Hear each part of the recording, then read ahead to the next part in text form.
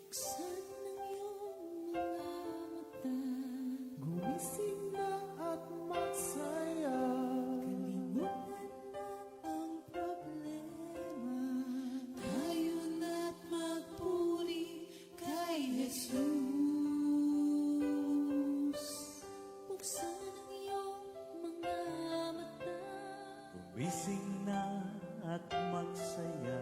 Kalimutan na ang problema. tayo na't magpuri sa Kanya.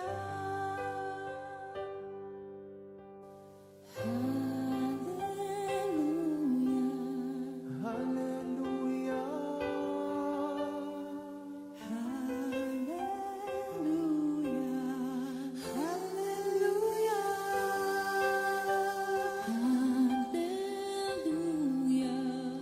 hallelujah, Hallelujah.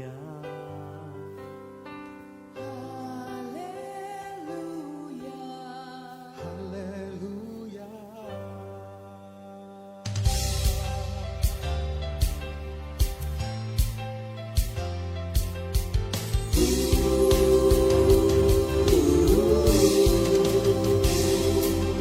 Buksan ang iyong mga mata, gumising na at magsaya. Kalimutan na ang problema, tayo na't magpuri kay Jesus. Buksan ang iyong mga mata, gumising na at magsaya. Kalimutan na ang problema, tayo na't magpuri sa Kanya. Hallelujah, hallelujah, hallelujah, hallelujah, hallelujah, hallelujah, hallelujah, hallelujah. Buksan ang iyong mga mata, gumising na at magsaya. Kalimutan na ang problema, tayo na't magpuri kay Jesus. Buksan ang iyong mga mata, gumising na at magsaya. Kalimutan na ang problema, tayo na't magpuri sa Kanya. Hallelujah, hallelujah, hallelujah, hallelujah, hallelujah,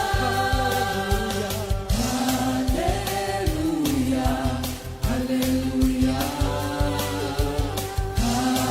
hallelujah, hallelujah. Di ka iiwan, di ka pababayaan. Kumapit ka, umawit ka, at magpuri sa Kanya. Buksan ang iyong mga mata, gumising na at magsaya. Kalimutan na ang problema, tayo na't magpuri kay Jesus. Buksan ang iyong mga mata, gumising na at magsaya. Kalimutan na ang problema, tayo na't magpuri sa Kanya. Hallelujah, hallelujah, Hallelujah. Hallelujah. hallelujah, hallelujah. Hallelujah. Hallelujah. Sa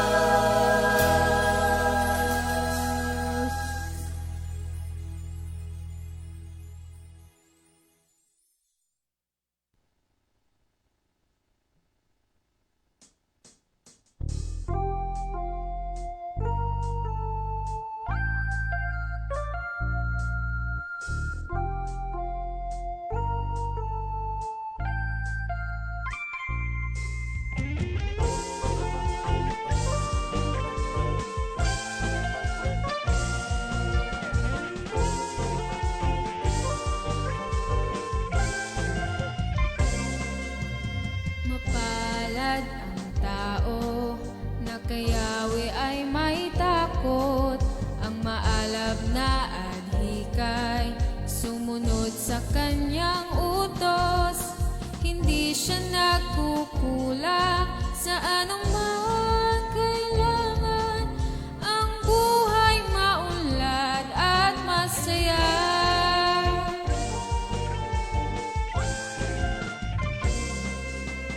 Mapalad ang tao na kayawi ay may takot. Ang maalab na adhikay sumunod sa kanyang utos. Pagpapala ay dadaloy sa buong pamilya. Ang buhay maunlad at masaya.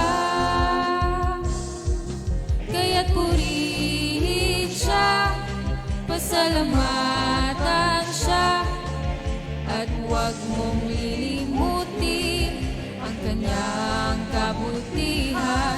Kaya't purihin siya, pasalamatan siya, at huwag mong lilimutin ang kanyang kabutihan.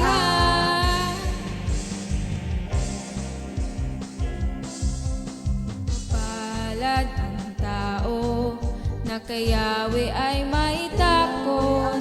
Ang maalab na adhikay sumunod sa kanyang utos. Pagpapala ay dadaloy sa buong pamilya. Ang buhay maunlad at masaya.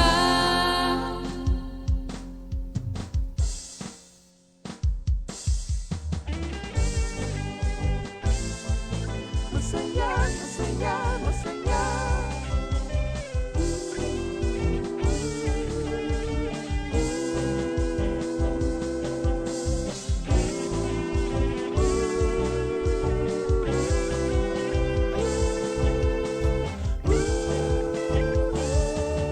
Kaya't purihin siya, pasalamatan siya, at huwag mong lilimutin ang kanyang kabutihan.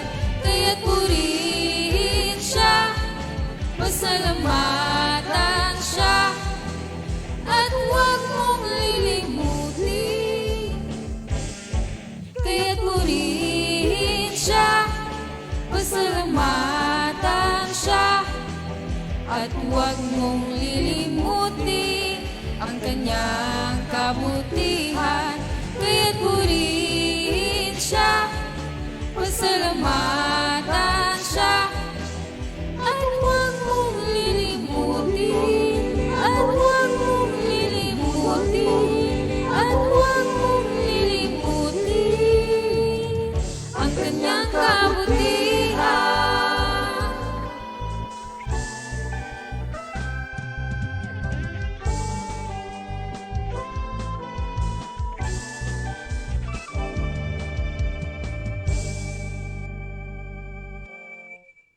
Praise the Lord. Good Good morning, morning, Jesus! Thank you, Lord. Kumusta na po kayo, mga kapatid? Mga kapatid natin sa North, sa East, sa West, sa South, Luzon, Visayas, at Mindanao. Sa lahat ng atibat-ibang dako ng mundo, magandang umaga, magandang tanghali, magandang hapon po sa ating lahat. So again, mga kapatid, salamat sa Diyos. Tayo muli pinag-ugnay-ugnay upang ating pong pakinggan ang kalooban ng Diyos sa atin sa araw na ito. Pero bagong lahat, meron po tayong memory verse for the week. At yan ay hango sa Proverbs 14 verse 10. Sister Cora, ano ba nakalagay dyan? The heart knows its own bitterness, and a stranger does not share its joy. Yan. Sa Kawikaan 14:10, walang makikihati sa kabiguan ng tao, gayon din naman sa ligayang nadarama nito. Bitterness, ha? So, solohin. Thank you, Lord. Sige, mga kapatid. So, tayo po ay nasa series ng pag-aaral tungkol doon sa salvation. At sa tuwing Martes po ay kaluguran ng Diyos na kami gamitin tungkol sa ating pinasimula ng last Tuesday, which is the doctrine of repentance, our first response to salvation. Ngayong araw na ito ay ating pong pagpapatuloy yan at bago ang lahat, tayo po ay mananalangin. Salamat sa Diyos. Oh, hallelujah, hallelujah. Salamat po, Ama. Sabi ng turo na yung anak na si Jesus, dasalin daw po namin ang papuri sa iyo sa dasal na ang tawag ay Ama namin. So, kalugudan mo po na muli namin mabigkas ito at mula sa aming puso para sa iyong karangalan. Ama namin, sumasalangit ka, sambahin ang ngalan mo, mapasa amin po ang kaharian mo, sundin ang loob mo, dito po sa lupa para ng sa langit. Bigyan mo po kami ng aming kakanin sa araw-araw. Patawarin mo po kami sa aming mga sala, tulad po ng aming pagpapatawad sa mga nagkasala sa amin. Huwag po niyo kaming ipahintulot sa tukso at iadya mo po kami sa lahat ng masasama. Amen. All glory is yours, Father. In Jesus' name. Amen. Amen. So, word natin for today is taken from Lucas 5:29 to 32. Sister, sa Tagalog, please. Sa Tagalog, si Jesus ay hinandugan ni Libay ng isang malaking handaan sa kanyang bahay. Kasalo niya roon ang maraming maniningil ng buwis at iba pang mga tao. Kaya't nagbulong-bulungan ang mga Pariseo at ang mga kasamahan nilang tagapagturo ng kautusan. Sinabi nila sa mga alagad ni Jesus, "Bakit kayo kumakain at umiinom na kasalo ng mga maniningil ng buwis at ng mga makasalanan?" Sinagot sila ni Jesus, "Hindi nangangailangan ng manggagamot ang walang sakit, kundi ang may sakit. Hindi ako naparito upang tawagin ang mga matuwid, kundi ang mga makasalanan upang sila'y magsisi." Sa English, ito naman ang sinasabi. Sabi doon ay, "Then Levi gave him a great feast in his own house, and there were a great number of tax collectors and others who sat down with them. And the scribes and the Pharisees complained against his disciples, saying, 'Why do you eat and drink with tax collectors and sinners?' Jesus answered and said to them, 'Those who are well have no need of a physician, but those who are sick. I have not come to call the righteous, but sinners to repent.'" Mga kapatid, ang title po ng ating pag-aaral ay yung spiritual medicine, which is repentance. Bahagi ito ng doctrine of the repentance at ito nga po ay patungkol sa power of repentance. It heals, it heals. So ang ating po mga references ay una sa lahat yung ating mga napakinggan na sa ating church, sa COGP, sa iba't ibang pastors and workers tungkol nga po sa kasalanan at ang repentance, personal po nating experience at saka insights, oh God, bigyan mo po kami sa mga susunod na mga minutong ito. At meron din tayong mga nakuha sa internet, katulad po doon kay John Piper, kay Thomas Watson, at saka po kay Charles Spurgeon. Salamat, O God, O Banal na Espiritu, sa mga karunungang ipinauna mo sa mga taong ito at hindi naging madamot upang i-share sa amin. Thank you, Lord. O hallelujah, hallelujah. Awit muna tayo. Thank you, Lord. Ingatan mo. Ingatan mo ang puso ko, pati na rin ang isip ko. Huwag mong hayaang mawalay sa piling mo. Ingatan mo ang puso ko, pati na rin ang isip ko. Huwag mong hayaang mawalay sa piling mo. Tingin mo, Jesus, ang ibig ng puso ko. Huwag mong tanging pag-ibig mo ang nilalaman nito. Tingin mo, Jesus, ang hibik ng puso ko. Huwag mong hayaan mawalay sa'yo. Thank you, Lord. Oh, hallelujah, hallelujah. Ang topic nga po natin ay tungkol sa doctrine of repentance. At ito nga ay, nang ibig sabihin ay napakahalaga sa Bible, tulad ng ating narinig noong Tuesday at sa iba pang pagtuturo. Ang topic na ito ay lagi nang naroon sa pangangaral ng mga propeta, ni Isaiah, Jeremiah, Ezekiel, at ang lahat ng mga alagad ng Diyos. Si Jonas po ay ginamit upang ito'y pahayag sa Nineveh at naligtas po ang buong bayan ng Nineveh dahil pinakinggan nila ang mensahe ng repentance. Sa New Testament, ganun din po sila, si Peter, si Pablo, at higit sa lahat ang ating Panginoon. Lagi nang andoon ang repentance and forgiveness, of course. John the Baptist ay inihanda ang tao upang salubungin ang pagdating ng Misaya sa pamamagitan din ng mensaheng ito. So, let us review nga pala. Let us recap kung ano ba nakuha natin doon kasi dapat ay maging kita natin yung sunod-sunod. So, last time around, diniscuss po natin yung tungkol doon sa repentance, which is the forgotten doctrine of salvation. Ito po kalimitay na-ignore, kumbaga sa hindi nabibigyan ng pansin, marami para bang, sa maraming topic. Pero yung tungkol sa repentance ay halos yata ay nakakalimutan ng tao, ng simbahan, at ng marami pa. Kaya very timely, nasa simula po ng taong ito, ay yung pagsisisi, ang pag-iwas, pagkamuhi sa kasalanan ay ating pong mapag-aralan. Ang sabi natin, ang salvation ay meron 3 stages. Ang isa rito, una ay yung justification. Ito yung finished and completed work of our Jesus Christ doon sa Calvary.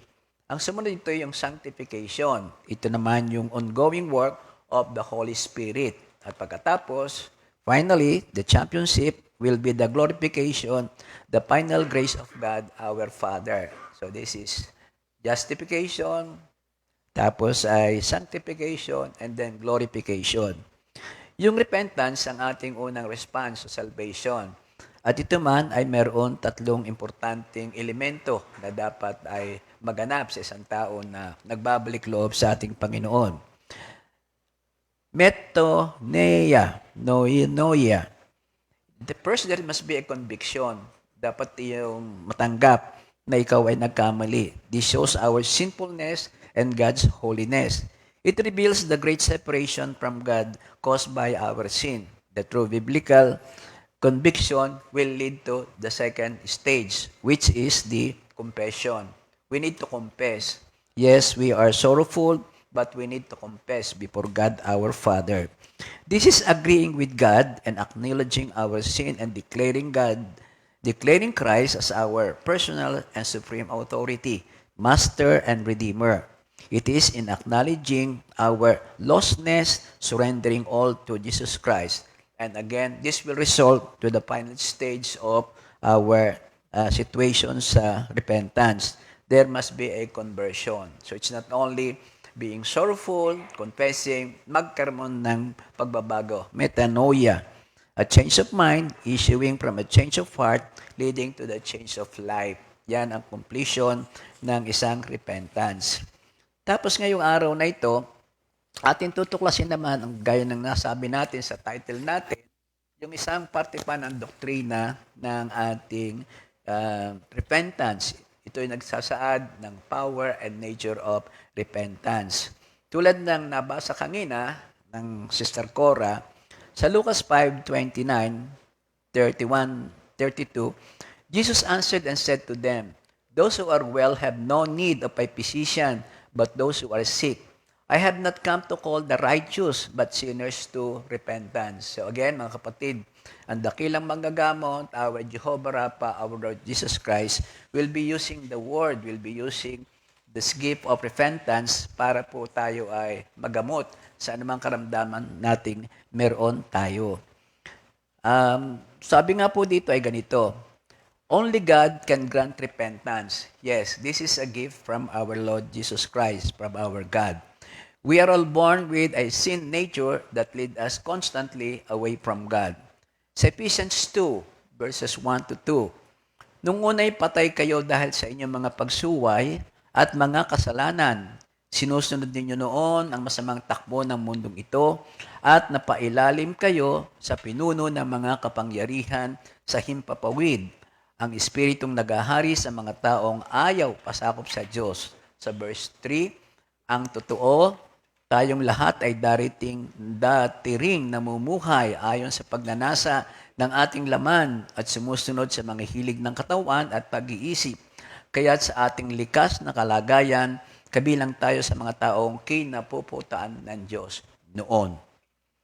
Kung tayo ay sa ating sarili lang, wala ang Diyos sa atin, ang Espiritu Santo, we will always walk in the wrong direction. Hindi tayo mapapaalis sa madilim na landas ng ating buhay. No one will ever have the slightest desire to change direction, and no one will have the power to make the change unless and until God touches that person with the power of the Holy Spirit. Doon sa Acts 11:18, may sinasabi doon, nang marinig nila ito, tumigil na sila sa pagtuligsa at sa halip ay nagpuri sa Diyos. Sabi nila, kung gayon, ang mga hintil man ay binigyan din ng Diyos ng pagkakataong magsisi at tumalikod sa mga kasalanan upang mabuhay. Doon din sa 2 Timothy 2:25, ang sabi dito ay, mahinahon niyong itinutuwid ang mga sumasalungat sa Kanya. Baka sakaling sila'y bigyan ng Diyos ng pagkakataong magsisit tumalikod sa kanilang mga kasalanan at malaman nila ang katotohanan. Sa gayon, maliliwanagan ang kanilang isip at makakawala sila sa bitag ng dyablo na bumihag sa kanila upang kanilang sundin ang kagustuhan niya. Ito pong dalawang verses na ito speak of God granting the gift of repentance. Without that gift, no sinner could ever turn from his sin and find the Lord Jesus Christ. Ang nakakatuwa nito, ang gift na ito ay irrevocable. Romans 11:29. So, we can say that repentance is spiritual medicine. Spiritual medicine. Pills. Ito ang ating pag-aaralan ngayon. This is not coming from chemicals, not even herbal, but spiritual medicine. That is, the supernatural effect nito ay buong buo. So, sa susunod po, mga tatlong pagkikita natin, kabilang na ngayon, atin pong hahatiin itong ingredients. Ano bang bumubuo doon sa spiritual medicine na yon? At ngayon pong araw na ito, yung unang dalawa. Anyway, ang anim ay tungkol doon sa sight of sin. Number 2 ay sorrow for sin. Number 3 ay confession of sin. Number 3 yung shame. Pagkatapos, number 5 is hatred. And number 6 is turning from sin. So, again, mga kapatid, tulad ng prescription ng doktor, ang dapat ito ay ating tapusin, ubusin, huwag tatamarin, huwag manghihinayang, sapagkat total healing ang kailangan at iti magaganap kung susundin natin ang prescription ng ating doktor, walang iba kundi si Jesus Christ. Yung efficacy, yung effectiveness ng namang gamot. Kapag ka ito'y kinapos sa dosage, kinapos sa bilang, ito'y hindi magiging effective. Kaya mga kapatid, mabuti na yon sabi natin. Ano ba ang medicine? Ano ba ang lasa nito, Minister Ernie? Mapait, ano? Mapait. Bitter? Oo. Maasim? Oo, Iba't maasim. iba ang lasa. Oo nga. Kaya maraming hindi natutuwa pag magte-take ng medicine eh. Pero it's bitter is good. It is even better than staying bitter. Di ba? Pag hindi ka nagpatawad, hindi ka humingi ng tawad, may bitterness ka, sabi ni Sister Ria kahapon. So, let's go. Let's take the pills para po ating makita. Awakening, mabuti na rin ito kasi pag hindi ito nasunod, magkakameron na tayo ng open heart surgery. As a matter of fact, sinasurgeon na tayo ngayon, kaya ating pag-aaralan. So, una sa lahat ay puntahan po natin itong ating unang ingredients, yung bumubuo sa ating pills, yung medicine na binigay sa atin ni Lord. Doon nga daw sa site of sin. Ano bang ibig sabihin ito? Yung sin ay talaga napaka-ugly. But you should not deny. Hindi natin dapat itong takasan. Let us identify, define it, so that when we know the enemy, we know how to attack them. Yun ang ibig sabihin po ng unang ingredients. By the way, ito po ay hango doon sa sinulat ni Pastor Ray Scott. At salamat po sa kanya at may kagalakan pong nag-manifest sa akin. Nakita ko na parang ako ito. Para hindi si Scott, kundi yung mga lesson nila na binibigay sa atin. So, ito nga po tayo mga kapatid. Ang una ay, kapag ka ba pinag-usapan ay tungkol sa kasalanan, ano ba yung dalawang bagay na nakikita natin na reaction ng tao? Ano ba yung treatment ng tao sa kasalanan? Di ba? Kuminsan, iwas. At kuminsan naman, kapag ka ikaw ay medyo jollibee ka, para bang ginagamit mo itong mga joke-joke. Tapos may mga green joke. Lalo sa show business, nako, malaking attraction ito kapag kay may mga green joke na ito, which is kasalanan. Pero alam natin na marami mas sa show business ang sa harap ng camera ay nakatawa, nagjo-joke-joke ng ganito. Sabi nga ay para bagang, they are laughing outside pero crying inside. Because also of the effect of sin sa kanilang buhay. So, man jokes about it, even brags about it. Man think of sin as a hang-up that Christians have. Man thinks sin is entertaining. Most of the TV shows and marami ring charismatic show sa business show. Pero salamat din, marami na rin man ngayon sa mga showbiz people ay Christian na. Aware na sila. Aware na sila at kumbaga sa ano ay nakita mo yung minsan nga ipinagbabawal ng isang MC.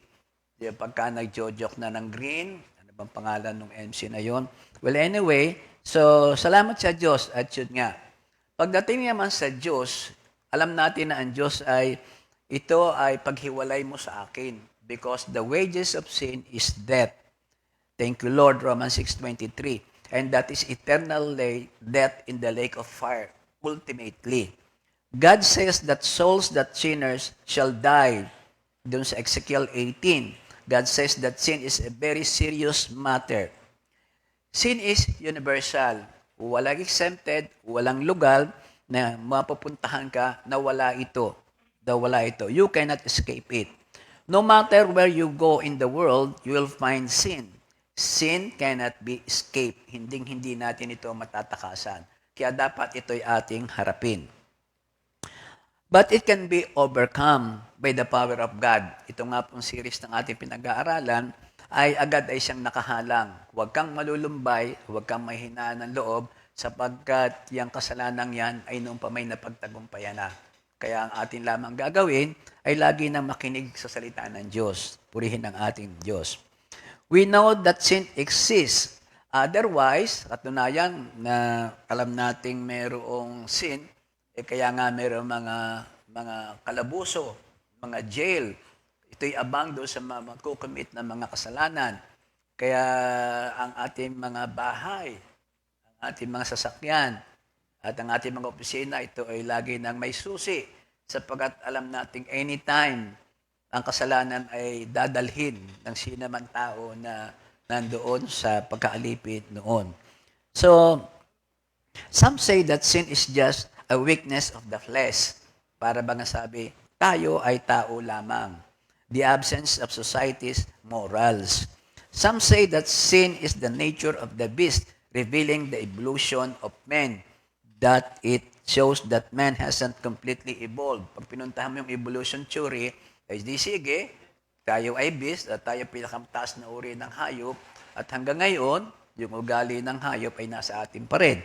Well, anyway, some say that sin is a disease, a sickness of the mind, mental, not spiritual. Mental, not spiritual. This is spiritual.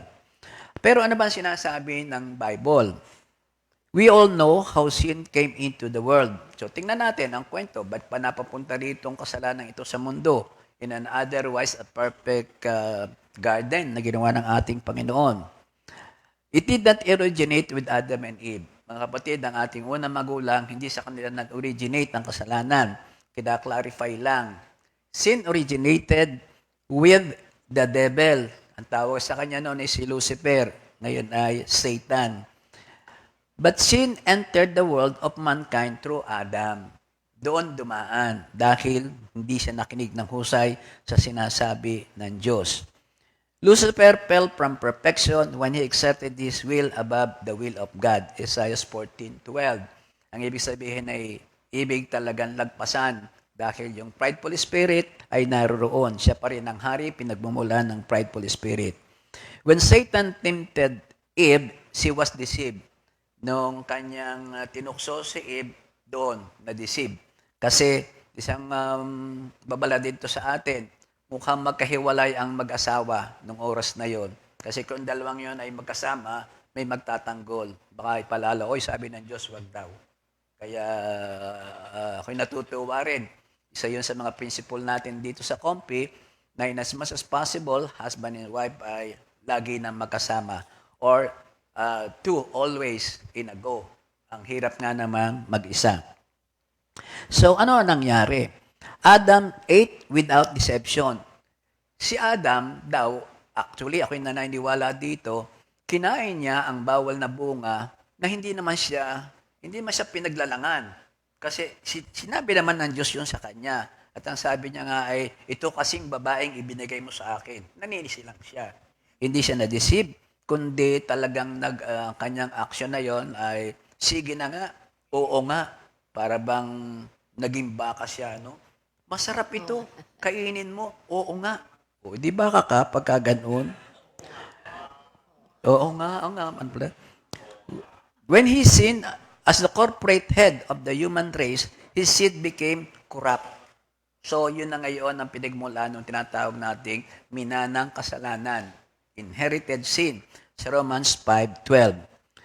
That's why we must be born again. Kailangan tayong muling ipanganak. Sa 1 Peter 1:23, being born again, not of corruptible seed, but of incorruptible by the word of God, which liveth and abideth forever. So yun po ang isang tingin natin dapat sa kasalanan dito sa mundong ito. So again, ang kasalanan ay turning away from God. Kung ikaw ay papalayo sa Diyos, dapat mo ring malaman, ikaw ay lagi nang papalapit sa kaaway. There is no such thing like a neutral ground. Pag ikay papalayo sa Diyos, palapit ka sa kaaway. Yun naman siguro ay napakaganda ng paalala sa atin. Sin is anything that doesn't please God. Anumang bagay na hindi by faith, anumang bagay na hindi kalugod-lugod sa Diyos, sa iyong salita, sa iyong pag-iisip, sa iyong motivation, sa iyong gawa, lahat ng yan ay kasalanan. Kaya isipin mo palagi, maging kalugod-lugod po nawa sa iyo ang lahat kong sasabihin sa maghapong ito, ang laman po ng aking isip, ang aking puso, o Panginoon, malugod ka po sa akin. So, sin is making a choice opposed to God's intention for creation. Ano bang intention ni Lord sa pagka-create sa atin? Bottom line, the big picture, to give Him honor and glory. And sin ay isang napakalaking dishonor sa ating Diyos kapag ito'y ating ipinagpatuloy. We are sinners by nature, tulad ng ating napag-aralan na kanina. You don't have to teach children to be bad or tell a lie. Eksperimento. Bata, iniwanan sa isang silid lamang, tapos walang kausap, kundi wala lang, pagkain, inumin, nandun lang siya. By nature, ang batang ito ay lalabas na magagalitin, nagmumura, kumbaga, parang pag iniwanan mo sa forest yan, kung ano ang barkada niyan doon, edi ayun na nga siya. So this is by nature. Ang pangalawa, sin is also by choice. Lalo tayo ngayon. We are responsible to God for the sins we commit. Walang turuan, this is your choice. Lagi kang may pamimili. Tulad din sa Garden of Eden. Lagi naman pamimili because free will is always a gift with us, to us. At ang consequences of sin are very much in this world. Dito pa man sa buhay na ito. Ang consequence ng sin, hindi lamang doon sa kinatatakutan ng marami na impyerno, kundi dito pa man sa buhay na ito. Yung consequence na yan. Can you imagine ang gulo na dudulot sa bahay, sa buhay, at yung mga sakit, physical and emotional, yan ay dito pa man sa buhay. Sin affects our relationship with self, with God, with nature, and others. Tulad na nangyari sa Garden of Eden. Mga kapatid, yan po ang isa nating nakita sa uri, sa larawan ng kasalanan. Hindi ito maganda. Kaya nga po dapat ito hindi maging bahagi ng ating buhay. Sister Cora, yung na-research tungkol doon sa kinds of sin, pwede bang i-share mo sa atin? Okay. Unang-una, paano ba tayo nagkakasala? At may dalawang uri ng kasalanan na ating nakukumit. So, unang-una dito, yung sin of commission, na alam kong lahat tayo, alam na natin yung ibig sabihin ng sin of commission. Pero, ito pa rin yung sabi nga ay direct disobedience to God. There are different words in the Bible for sin. We don't see them that clearly in the English translation. So we will look at the Greek to clarify sin. Sin of commission, sinabi mo, ginawa mo, pinuntahan mo.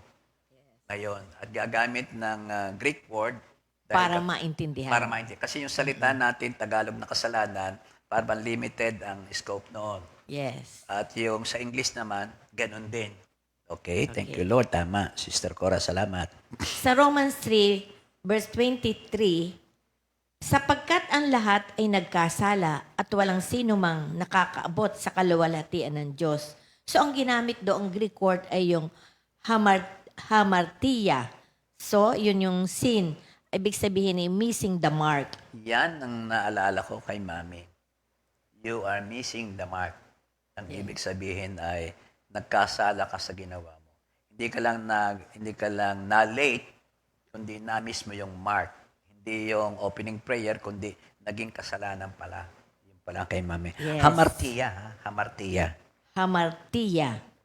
So, yung target nito, yung the bullseye is God's perfect will. We miss God's standard for perfection. We come short of the glory of God. So, yun yung sa Romans 3:23. Ngayon, doon naman sa Romans 5:19, sapagkat kung naging makasalanan ang marami dahil sa pagsuway sa isang tao, marami rin ang mapapawalang sala dahil sa pagsunod sa isang tao. So, yung word dito, yung Greek word, yung parakoe, at yun yung sabi, disobedience, to fail to hear.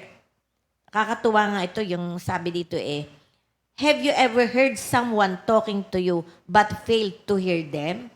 Diba? Merong gano'n na habang ikaw minsan nagkukwento yung isa o may sinasabi sa iyo pero parang wala kang narinig. Pero nagbibingi-bingihan. Sabi nga dito, sometimes it's called selective hearing. Parang namimili tayo ng ating pakikinggan. Pag maganda para sa pandinig, okay. Lalo kung pag-uusapan pera, di ba? Sometimes, we get busy reading the paper, watching TV, and we are only half listening to what someone is saying. The same is true with sin. God is speaking to us, and we only half listen.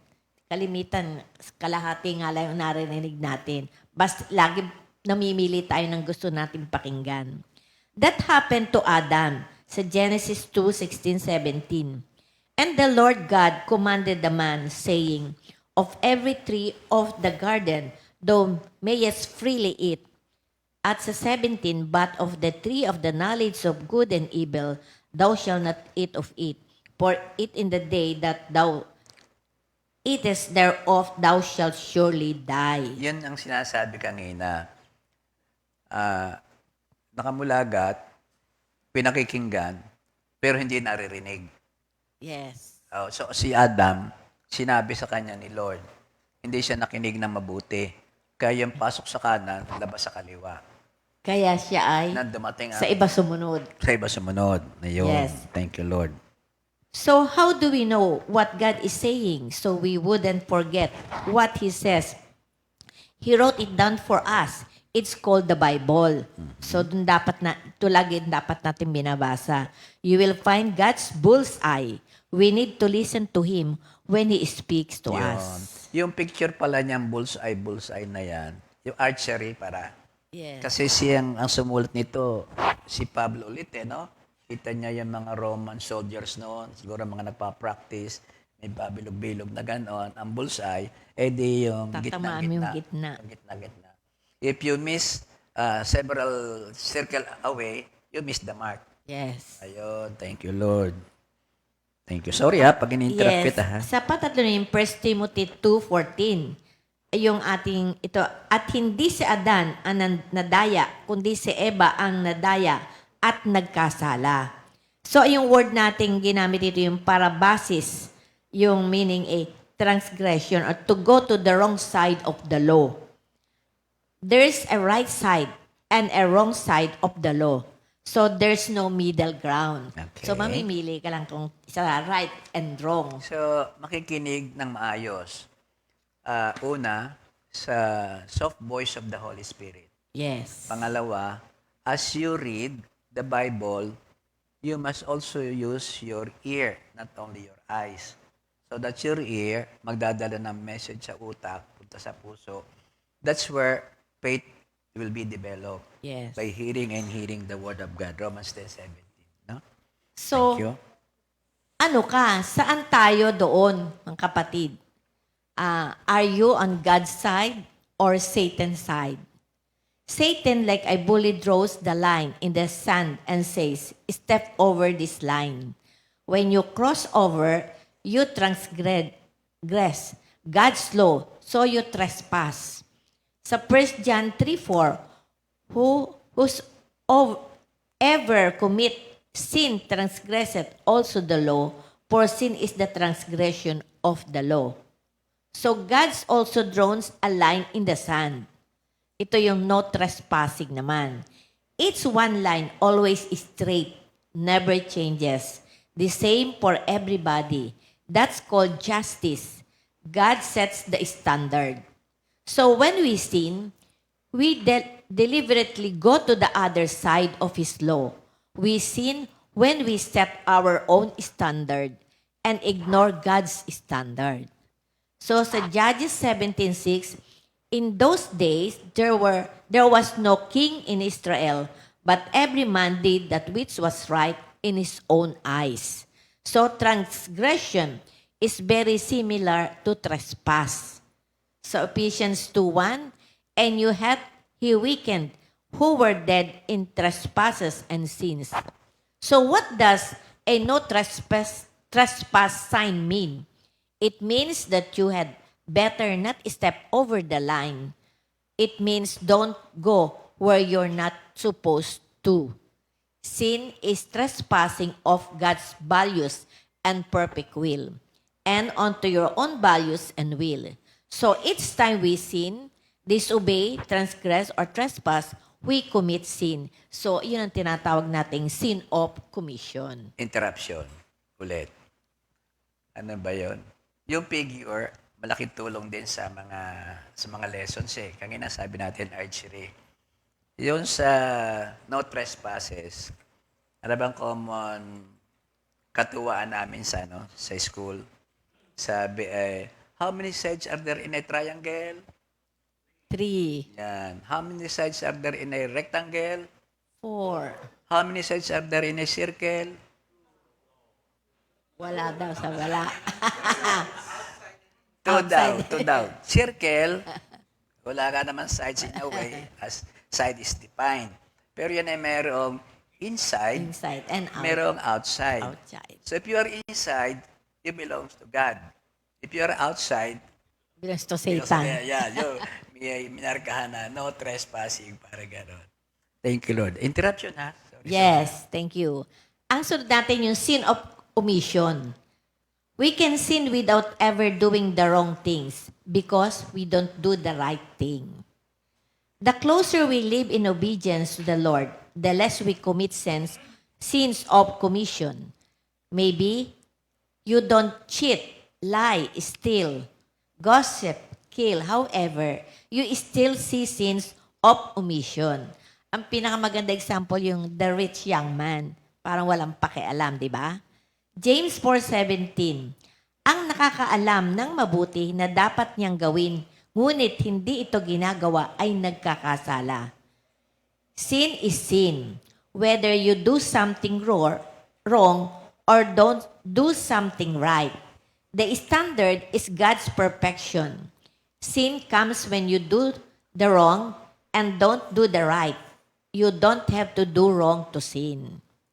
Sa Hebrews 9:7, siya'y may dalang dugo na inihandog sa Diyos para sa kanyang mga kasalanan at para sa mga kasalanang hindi sinasadyang nagawa ng mga tao.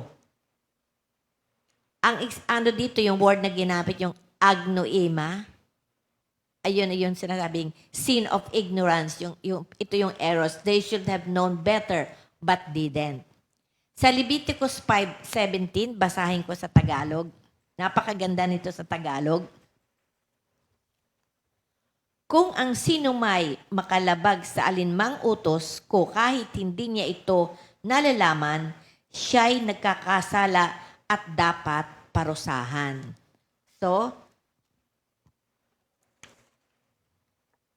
sabi pa rin dito, may kasabihan, there is an old saying, ignorance of the law excuses no one.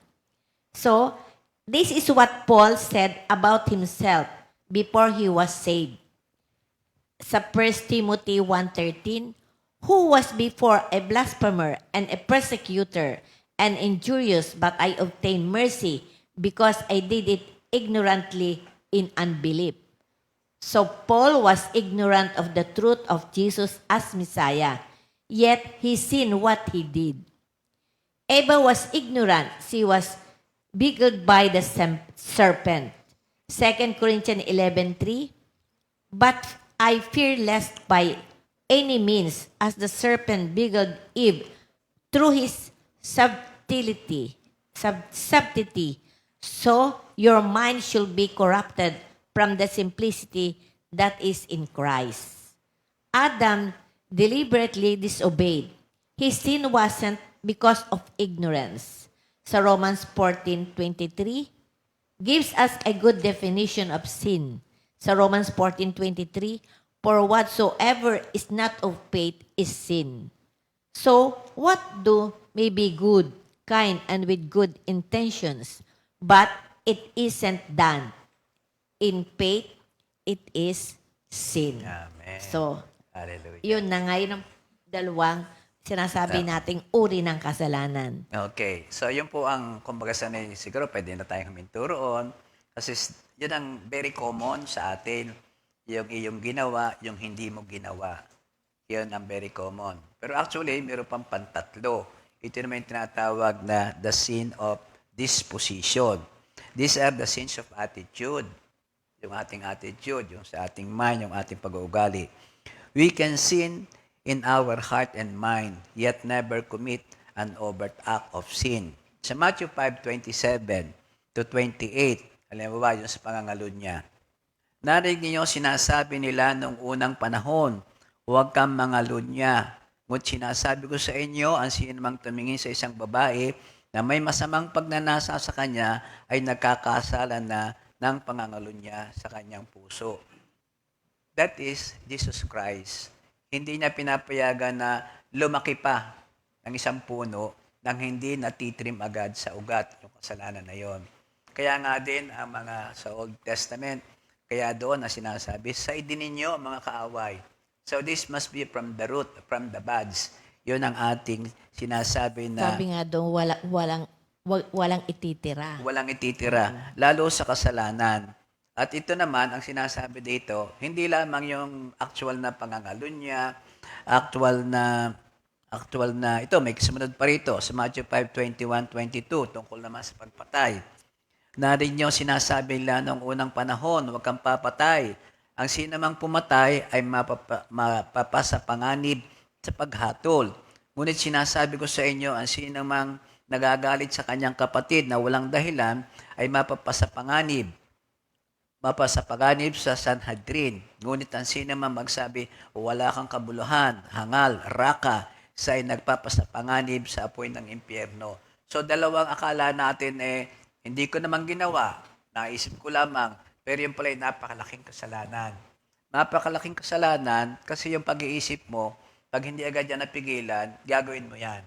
Pag nanasa o naging pangangalo niya, sabi natin, pambihira naman sila. Yung nang-rape, kung sino pang politician yan, para bang ganon-ganon na lamang ating pag-condemn. Pero mga kapatid, alam po natin na by the word of God, ipinakita rito, baka kalimitan, ikay kasama rin dito sa gumagawa ng ganitong mga kahalayan.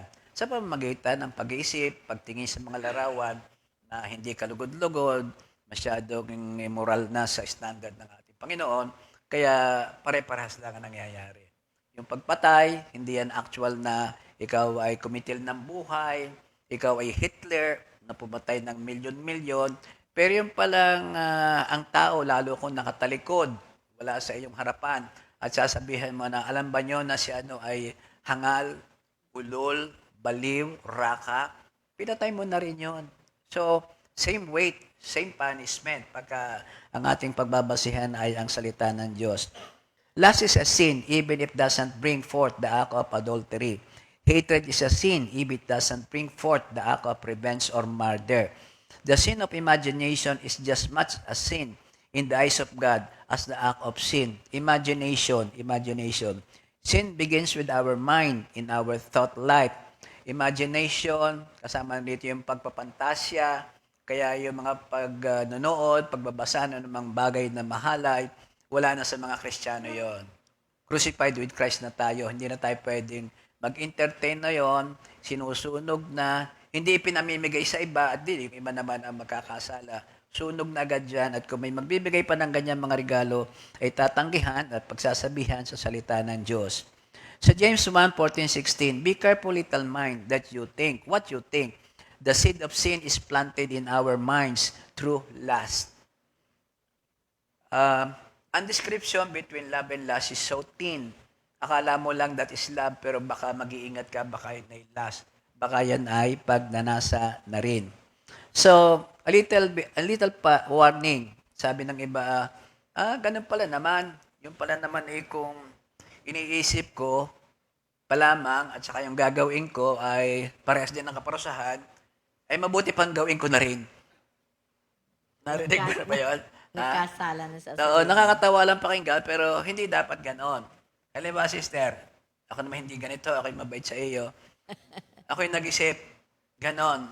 Tapos nung mahuli mo ako, may ka-text ako, tapos sinabi sa'yo, bla bla bla bla bla bla bla bla. Kung marami naman lalaki, ayaw din ng maraming bla bla bla bla bla, ay humanda ka at gagawin ko yan. Ano ako ngayon? Di double yung aking naging kasalanan. Yun ang sa isip, tapos sinagwapo pa. Dahil sa galit ko, hindi dapat mangyari yan, mga kapatid. Sa pulis, halimbawa, yung mga tuwirang ka sa pulis, na alam ko naman bawal kaya lamang yun, huhulihin ka rin. Kasi hindi nga dapat maganap ang ganon. So, ano ito mga kapatid? Yun po ang mga tatlong uri ng kasalanan na ating pong lagi nasa ating buhay. Pag-ingatan, yun po ang mga fields na ating nakita madumi ang kasalanan, hindi magdudulot ng kanamang bagay na magdadala sa atin kay Lord, kaya yan po yung ating iiwasan na lamang. Amen. So, well, Bati anyway. muna tayo. So sige, cut muna tayo, ano? Ibatiin Oh, mo yeah. natin. Commercial, May mga may commercial. birthday ngayon, January 16. Okay. Happy birthday kay Sister Sara Abena, Sister Aya Villavicencio, Sister Nikki Jandok, Sister Antonia Corrales, Sister Lechin Capis, Brother Enzo Dakles ba yun? And happy anniversary kina Brother Joby and Sister Erica de Guzman. Amen. Wow. Again, ulitin ko Happy ha. birthday. So, January 16 today to 24. Happy birthday, Sister Sara Abena, Sister Ai Villavicencio, anak ni Sister Eileen, Sister Antonia Corrales, Sister Nikki Handok, Sister Lechin Capis, Brother Enzo Dakles. At most especially, happy anniversary sa ating Brother Joby and Sister Erica de Guzman. Happy birthday, happy anniversary. Pasok.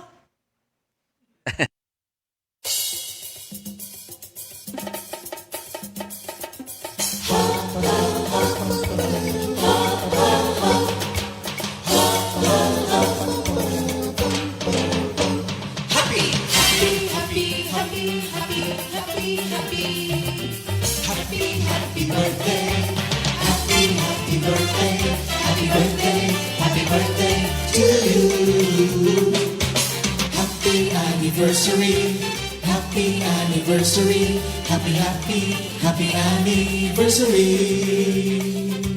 Happy anniversary! May the good Lord bless you, may the Lord's light shine upon you. Happy anniversary to you. Happy birthday to you.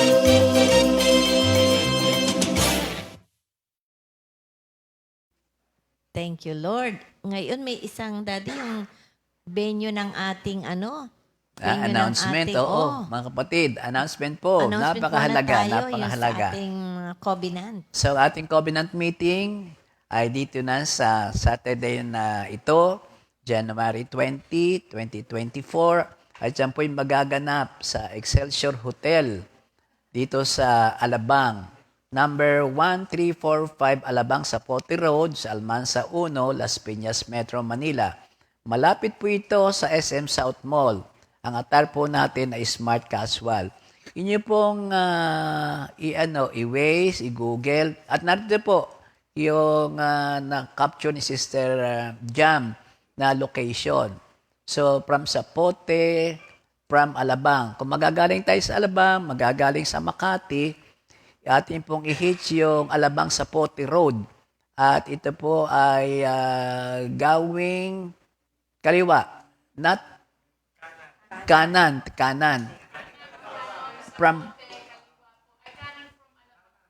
Kanan pagka sa Alabang. At ito ay nakadikit mismo sa highway. Ayun, hindi na tayo maliligaw dito mga kapatid ha. Agahan po natin, napaka-importante po nito. Yan ang pinaka-frontage facade ng Excelsior. Mukhang ito'y bago. Aba, Ganda. napakaganda. May swimming pool pa. Ito yung driveway. At Wow, ganda. ito mismo. Dito ba tayo sa restaurant dito? Hindi, sa function room. Wow, Ballroom. pala. Mga Yan. kapatid. Wow, Yan, ang ako. ganda. Kaya kailangan maaga parang matraffic dito sa side na ito, no? Ng Alabang. Saturday, Zapote Road. huwag Kaya nang kailangan magbakasakali. Agahan agahan. natin. 7:30 ang ating start. Napakarami po natin gagawin doon. Most especially itong preparation natin sa ating forthcoming na election sa Board of Directors sa 2024 up to 2026. So mga kapatid, there are about 200 plus na active member. Sana po ay kayo naroon lahat. Naroon kayo lahat. Kailangan po natin ang quorum doon. At marami pang information na inyong matatanggap every now and then mula ngayon hanggang sa Friday. Kung ano naman po yan, pagpalain tayo ng Diyos at tayo ay kalunugdan niyan lahat ay naroon. Also, merong Repeats new song of the week. repeat new song of the week. Ito ay yung Santiago. Oo. Hango sa Santiago 1, verses 2 to 6, at composed ni Sister Mercy Lalog at arranged by Brother Jess Atienza. This time, interpreted by Sister Seni and Sister Marlene. Hindi ko kilala yun. Okay. Marlene. Okay. Sige nga po mga kapatid, atin nga pong pakinggan itong awiting ito from the book of James.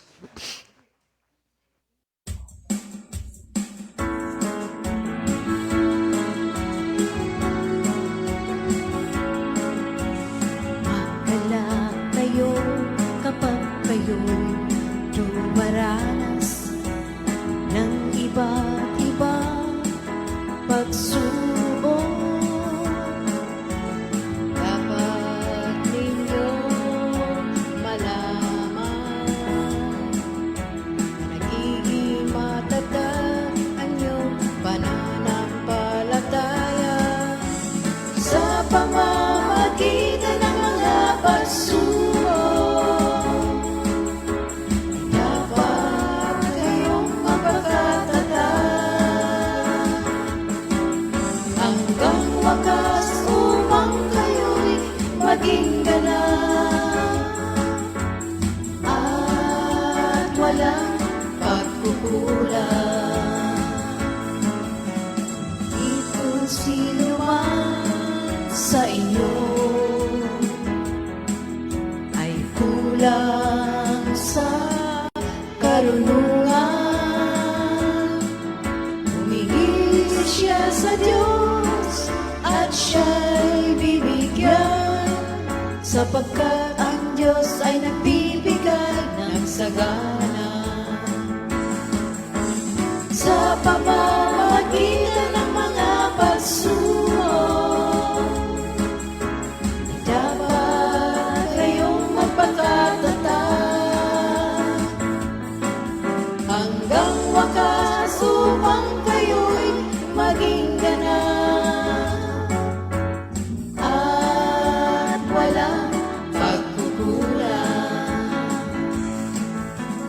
Balit ang humingi ay dapat magtiwala sa Diyos at huwag mag-alinlangan, sapagkat ang nag-aalinlangan ay parang alon sa dagat na tinataboy ng hangin kahit saan. Sa pamamagitan ng mga pagsubok, dapat kayong magpakatatag hanggang wakas upang kayo'y maging ganap at walang pagkukulang. Hanggang wakas upang kayo'y maging ganap at walang pagkukulang. Walang pagkukulang. Walang pagkukulang.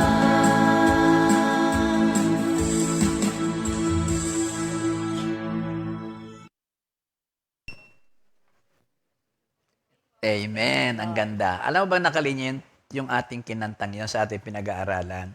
Yung kasing paghingi, kalimitan nasa loob lamang ng tao, nasa isip yung pahingi po ng provision, pagkain, inumin, pambayad, lahat, lakas ng katawan.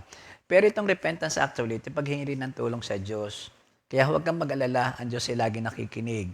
At tsak tayo patatawarin. Makita lang niya na nasa kaibuturan ng puso ang ating ginagawang ito. Ang galing, ang ganda ng kantang yon. Magpatuloy na tayo ng ating pag-aaral. So, nauna nating nakita yung unang ingredients ng bitter pills ng ating dakilang doktor si Jesus Christ. Ito nga yung the sight of sin, yung larawan ng kasalanan. Ngayon naman, ang ating pupuntahan ay yung the sorrow for sin. So, ito'y talagang bitter. Hindi ito pwedeng sabihin na kaya ko to, o kaya naman ganun naman pala, o sige lang, kaya ko pa ito. So, ang pangalawang ingredient, yun nga pong sorrow for sin. Sa Psalms 51:17, the sacrifices of God are a broken and a contrite heart. Yung wasak na puso, wala kayong pagmamalaki. So ano nga po ba ang mga purpose nitong ingredients na ito? Why is there sorrow pagka meron tayong mga nararanasan? Ang unang dahilan kung bakit merong sorrow na pinayagan ng Diyos sa atin, the same manner na pinayagan ng kasalanan makapasok sa atin, ay upang matanghal ang kadakilaan ng Diyos. Ito'y hindi upang ano paman, basta ito'y upang itaas ang Diyos because wala talagang magagawa tayo kung wala siya. At kung kayo tayo ayasa sa Kanya, magaganap ang kalutasan sa lahat ng ito. Ang pangalawa ay yung, ano bang sinasabi natin? Kasi habang ikaw ay punong-puno ng iyong sarili, punong-puno ng guilt, ng bitterness, dahil hindi mo nga sinisiwalat ang iyong kasalanan at ang iyong hinakit sa iyong kapwa, which is also kasalanan, hindi makakapasok in full ang ating Panginoon upang tayo samahan, upang tayo yakapin, bigyan tayo ng kapayapaan ng Holy Spirit. So, ang isa pa ay ito rin ang nagdadrive out ng kasalanan. Kapag ikaw ay merong sorrow, sabi sa isang expression ng ating nabasa, sin breeds sorrow. So, ang kasalanan daw ay talagang magbubunga niyan ay kalungkutan. And sorrow kills sin. Pagka ikaw ay merong kalungkutan, pighati, mawawala yung sin na yan. To make way for a solid comfort. To make way for a solid comfort. So, sa 2 Corinthians 7:9, ngayon ay nagagalak na ako sapagkat ang kalungkutang yan ang ginagamit ng Diyos para sa akayin kayo sa pagsisisihan at talikuran ang inyong mga pagkakasala, kaya't hindi kayo napasama dahil sa amin. But what is that godly sorrow? Merong 4 na qualification yung godly sorrow na yun may nakita na rin natin ng mga unang pag-aaral. Pero sa ibang school of thought, ito mga yun na sinasabi sa atin. Una, it is a sorrow of the heart. The sorrow of hypocrites lies in their faces. Yung mga worldly sorrow, parang kita mo lamang na lungkot, luhang-luha. Pero hanggang doon lamang sa face value, sa face niya, skin deep lang yun. Pero kapag kaya ito talagang godly sorrow, naroon sa puso yun. At yun yung madadama mo rin. It is a sorrow for heart sins, the first outbreaks and rising of sin. Heart sin, kasalanan na apektado lahat, ang iyong kaluluwa, ang iyong emosyon, ang iyong espiritu. A wicked man may be troubled for a scandalous sin. Ang wicked man, pag may sorrow, it's because scandalous, mapapahiya ako, ang aking pangalan, ang aking pamilya. Pero ang isang real and convert believer, yun ang laments niya is heart sin. Yung puso niya talaga nagdurugo, kaya siya ay hindi pwede na magpatuloy-tuloy. Hindi niya pwede basta iba sakali ito.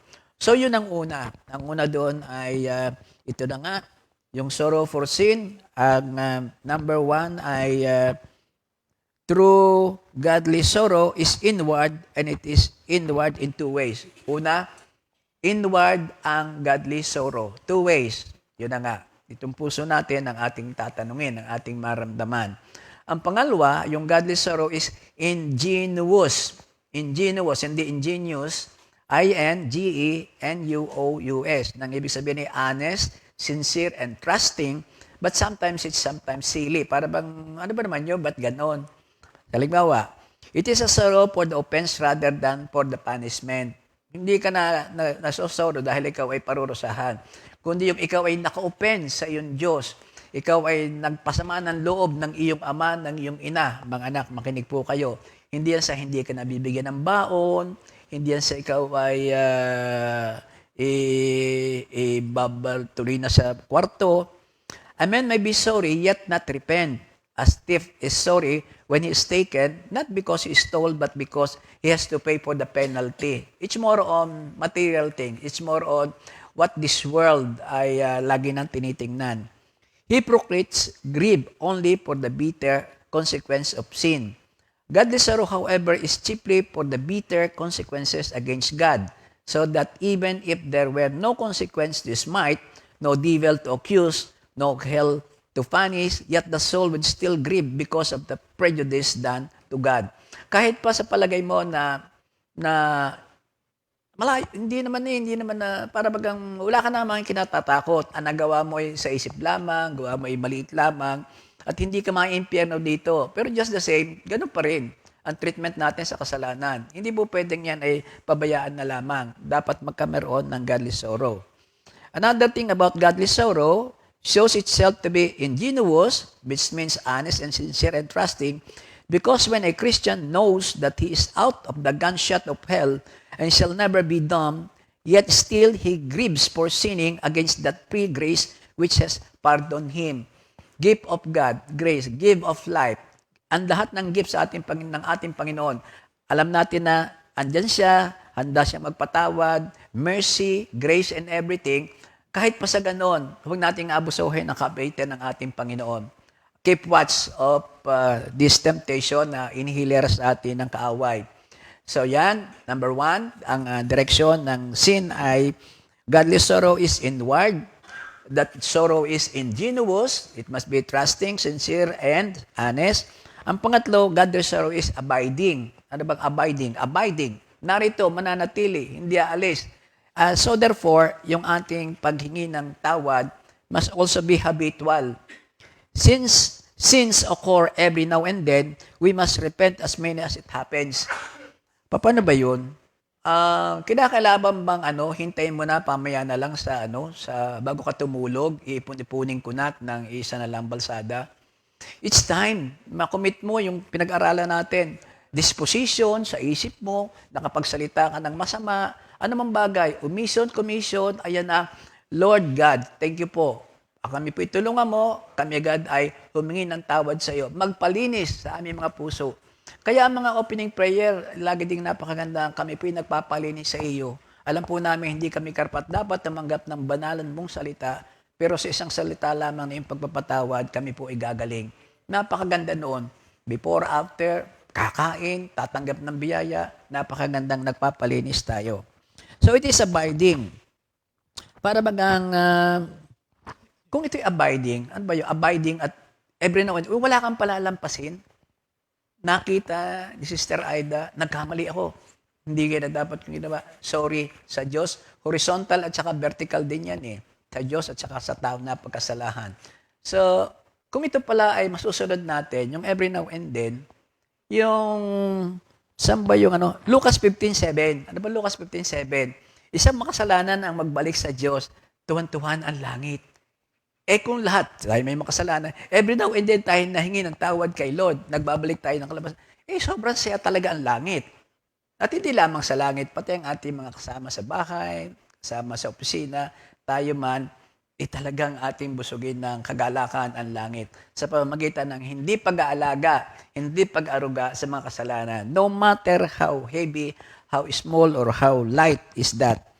Meron tinatawag din tayong the more bitterness we taste in sin, the more sweetness we shall taste in Christ. Yung bang, meron kasing extraordinary manner, yung bang special event na dapat yung ating repentance ay huwag kalilimutan. Most especially, sabi dito ay, kapag ka naroon ka sa hour of death, kapag ka nasa deathbed ka, kung hindi man ikaw, yung iyong mahal sa buhay kakilala na nandoon sa deathbed, laging ipalaala, i-lead, ipakita sa kanya ang pagmamahal ng Diyos. At kung meron pang mga natitirang mga kasalanan, mga kamag-anak, anak mo siya man, kailangang matulungan natin na makipag-reconcile agad sa ating Panginoon. And that is, actually, yun ang Lucas 15:7 yung homecoming na kasi ito eh.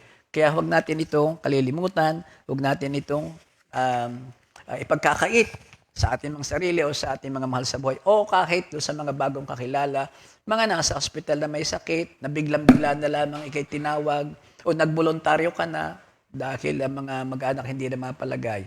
So, yun ang pantatlo. Ang pangapat, godly sorrow is in some cases joined with restitution, reparation. Okay, napakaganda humingi ka ng tawad, tao sa tao, hingi ng tawad. Pero may naganap may nakuha ka sa kanya, may nabawas sa kanya. Kaya yung ating restitution, reparation, dapat yun ay kasama din. Sa Biblia, restitution was expected and those was expected, and those who do not repay show a lack of good character. Psalms 31:21, 37:21. The wicked borrows but does not pay back, but the righteous is generous and gives. Si Zacchaeus, yan ang napakagandang example ng nagbigay ng restitution, reparation. Paano ba yun? Siya ay, ano ba siya? Siya ay kumbaga sa ang kanyang lifestyle ay pagnanakaw under the guise of government work. Tax collector. Tax collector is sila yung most hated among the Jews, among the Israelites. Kasi, ang sistema daw dito, pag kay tax collector, ito ang quota mo, tapos ang gagawin nila, siya na lang bahalang magpatong. Yun. Ay kung magpatong ay kalimitan yata ay masobra pa doon sa binibigay sa gobyerno. Let's pray na mga bagay na ito ay meron actually sa atin. Ipag-pray natin na kung hindi man totaling mabawas, ay alisin na talaga. Hindi totaling mabawas, totaling alisin kasi that is holiness. So, yun ang si Zacchaeus sa Lucas 19:7-10. Taliwas ito doon naman sa rich young man. Sa rich young man, Mark 10:17-35, ito yung halos na perfect. Minister Ernie, 10 utos ng Diyos na perfect. Ako'y nagpapasting, ako'y ganito, ako'y ganon, ganon. Check. Good. Perfect. Perfect. Hindi, perfect nga kasi sabi ni Lord. Perfect doon sa pero Oo. Mga pag bagay yung na, pagdating ngayon doon sa kanya palang din ni Diyos. Kayamanan. Oo. Ipagbili mo ang iyong kayamanan at ibigay mo sa mahirap. Ito, inutusan ng Diyos. Si Zacchaeus, hindi. From the heart. Yun talaga ang nagre-repent. From the heart. Kung sumunod lang siguro ito, baka, hindi ko na alam kung ano sasabihin ni Lord. Basta kung sumunod ka sa sinasabi ng Diyos, merong mas magandang ibibigay sa iyo. Ang gusto kasi niya, kaharian ng Diyos hindi ka mapunta sa kaharian ng Diyos kapag ikaw ay merong ibang din ni Diyos. You cannot serve two masters, money and God.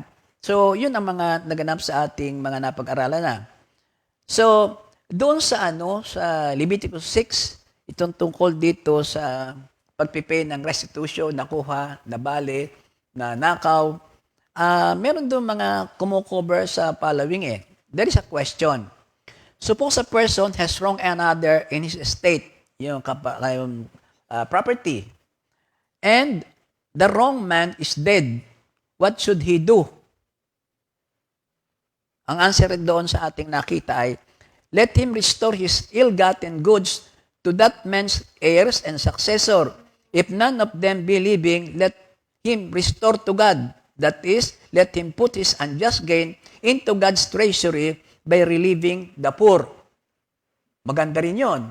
Pagka halimbawa yung pinagkautangan mo, nanakawan mo, naagawan mo ng property hindi naman sa iyo, ay naisip-isip mo ang sinasabi ng Diyos ay mali yan. Ibalik mo. Hindi lamang, sorry Lord, dapat merong pagbabalik. Kung buhay pa yon, ay di ibalik mo. Si Zacchaeus nga at kung ako man po'y may naisahan, naloko, ay ibabalik ko po yun sa kanilang 4 times. Yun ang kay Zacchaeus. Ito naman sinasabi, ibalik mo lamang. Sa Leviticus yata, may penalty 20%. 1/5. Yun. Pagkapatay na yung napagkamalian. Question number 2. What if the party who did the wrong is dead? Yung nagkasala naman, siya naman ang namatay. Paano makakabayad yun? Yan. Ang answer daw dito then they who were his heirs ought to make the restitution. Responsibilidad ng mga naiwanan na ibalik, restitute, establish relationship, reconciliation with the party na na-offend ng iyong magulang. Kasi in the same manner, kapag ang iyong magulang may mga utang, talaga ikaw magbabayad. Pag yan ay may nakaprenda na real estate property, hindi mo makukuha yan ng buo. Nangungunahin doong bawasin ay yung pagkakautang ng magulang. The same is true with this one. Kung hindi man legally na utang yan, dapat ito'y binabayaran din. Kung ikaw ay Kristiyano. Ikaw ngayon ang umako doon sa mga obligasyon ng iyong mga magulang. Question number 3, if a man has wronged another and is not able to restore, what should he do? Ang answer daw dito ay, let him deeply humble himself before God, promising to the wrong party full satisfaction if the Lord makes him able. Mga ako, meron kang diferensya, bigyan po ninyo ako ng pagkakataon, makakabayad din po siguro ako. Parang yung the unmerciful servant, kaya lang, talaga ipatatawarin ng Diyos, bibigyan ka ng stretch time to pay, kung tao yan, pero yung sunod na aral doon sa unmerciful servant, tatandaan mo, baka naman niya may utang sa iyo, delikado ka doon, babalikan ka rin doon ang iyong sarili. So, yung multiple portions of the Mosaic Code deal with restitution. But Leviticus 6 approaches, the buong Leviticus, approaches the concept with a special focus on the priesthood, leading us in fact to Christ. Leviticus 6, 1-7 offers 5 truths to teach us about biblical restitution, culminating a dramatic preview of the gospel. 5 truths. Number 1, offenses requiring restitution are not only horizontal to the person, to the people na na-offend mo, nagkautang ka, kundi vertical kay Lord. Love God, your neighbor, as you love yourself. Love God above all, your neighbor as yourself. Ganun din, hingin ng tawad una sa Diyos, kasi sabi ni David, ang lahat ng kasalanan ay sa Diyos ginawa. So Lord, sorry po. At ang mga taong na-offend mo ay nandyan, naging collateral. Pero just say, mahalaga din mag-restitute. Number 2 ay, offenses requiring restitution are direct and measurable. Hindi to dapat na sa kanya ako nagkasala, doon ko binayaran, parehas din naman yan. At ako'y nakautang ng 1,000,000, tawad na lang, hindi na naman niya alam. 500,000 na lamang, piso na lang. Dapat ay measurable and exacting. Restitution cannot replace repentance. Yun naman. Restitution, yun naman pwedeng binayaran mo na lang lahat siya, pero sa puso mo, wala kang hinihinging sorry kay Lord. Walang godly repentance, walang godly sorrow. Binabayaran mo eh. Binabayaran mo eh. Hindi po pwedeng ganon. Diba sabi ni Pastor Ray, ariho ang tithes, hindi lang ako makakarating. Sabi niya siya, ligtas ang tithes mo pero ikaw hindi. Yung, huwag bang babayaran ang patungkol sa reconciliation natin sa ating Panginoon. Restitution assumes personal property exists, and restitution doesn't replace atonement. In the same manner, it doesn't replace yung repentance. Yung kapatawaran ay hindi mababayaran, kundi dapat magsimula sa puso ang pagsisisi. So, isang halimbawa, Leviticus 6, 1-7, sinabi ni Yahweh kay Moses, nagkasala ang sino mang magkaila tungkol sa isang bagay na inihabilin sa kanya, ang sumira sa kasunduan, ang magnakaw o magsamantala sa kapwa, at ang mangagkin ng isang bagay na napulot at manumpang iyon ay wala sa kanya. Babayaran niya kanyang ninakaw o anumang napulot o nihabilin na inangkin niya.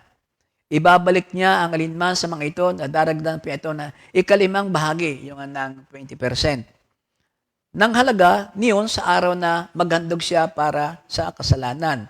At iaalay naman niyang bilang handog ang pambayad sa kasalanan ay isang lalaking tupa na walang kapintasan. Itatakda mo ang halaga nito ayon sa sukatang itinakda ng santuario.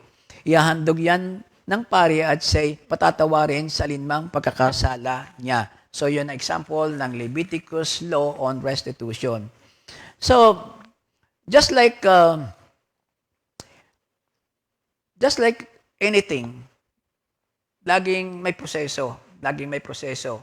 At pati itong repentance, after forgiveness ay may proseso. At paulit-ulit nga, sana huwag.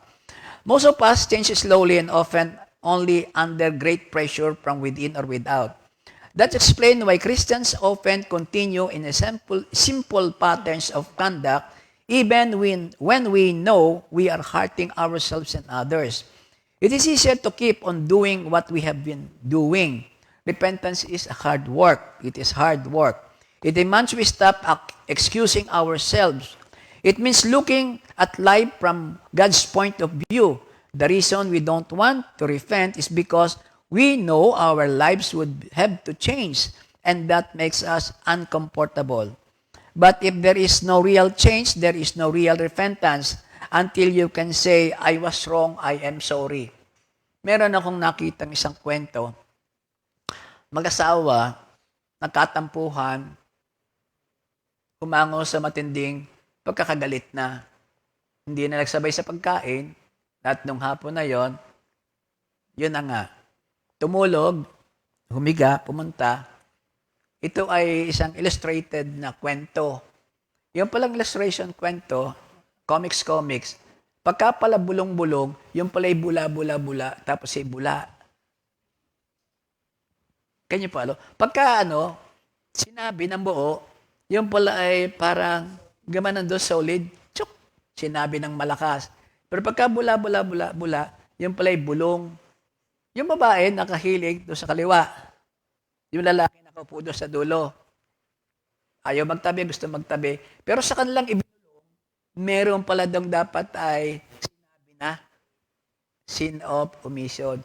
Ang sabi ng babae habang nakatagilid, sana humingi siya ng tawad sa akin para kami makakatulog na rin ng mahimbing. Si lalaki naman, naroon sa kabilang dulo, bulong din.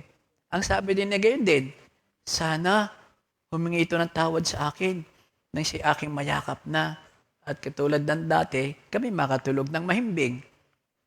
Natapos doon ang kwento, sana may humingi ng tawad. Kaya napakahalaga ng repentance. Huwag nang patagalin.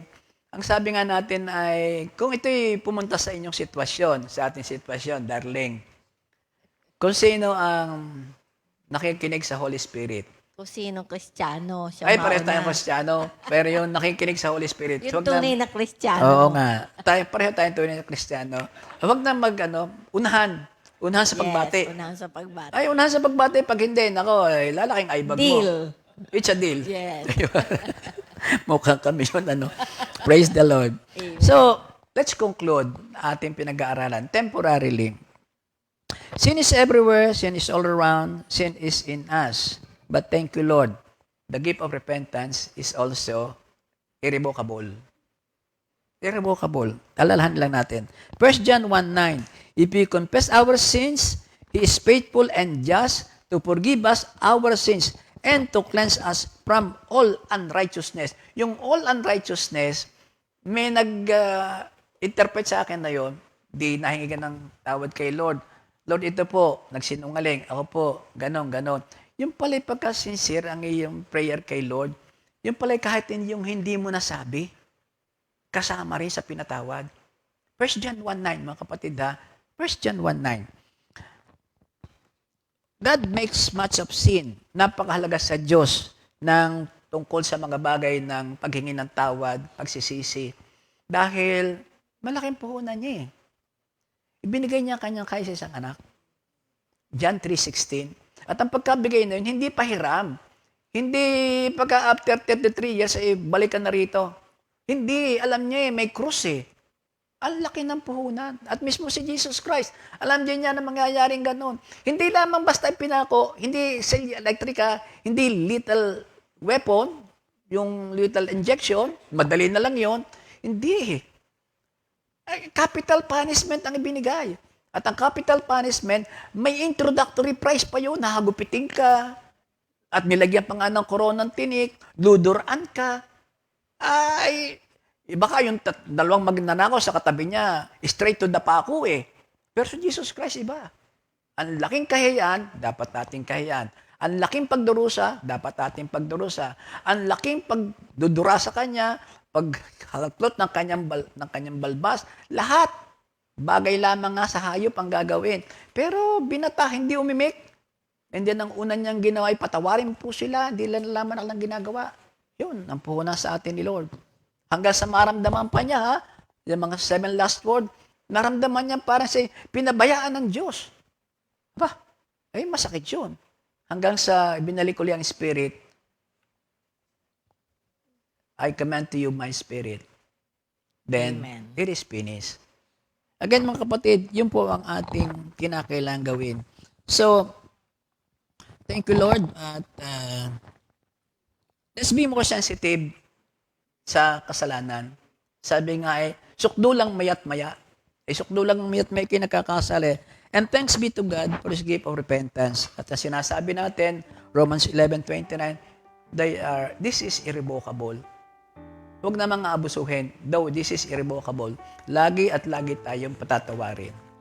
In Jesus' name, Amen. Amen. Thank you, Lord. Ano ba yung kanta, Sister Sally? Second Timothy 2:2